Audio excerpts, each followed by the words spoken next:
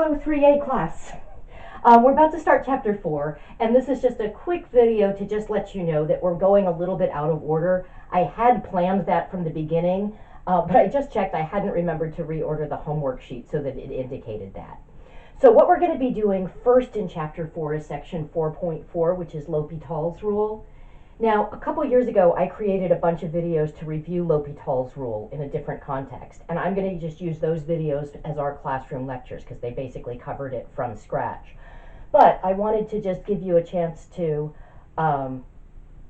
explain why L'Hopital's rule is so incredibly important. For those of you who go on to 3B, you are going to be using it a lot. Practice, practice, practice. When you get to sequences and series, which is one of the tougher sections in 3B, you end up having to take a lot of limits using this thing called L'Hopital's rule. Okay, so definitely want to make sure that you practice that a lot.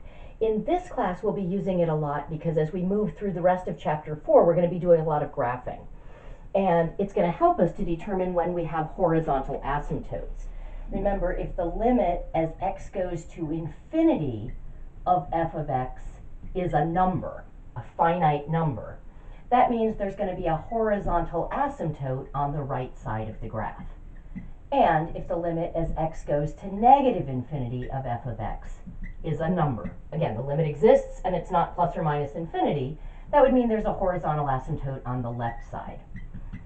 And so as we're graphing, we'll be taking a lot of limits to see whether there's a horizontal asymptote, and often we'll need to use L'Hopital's rule for that.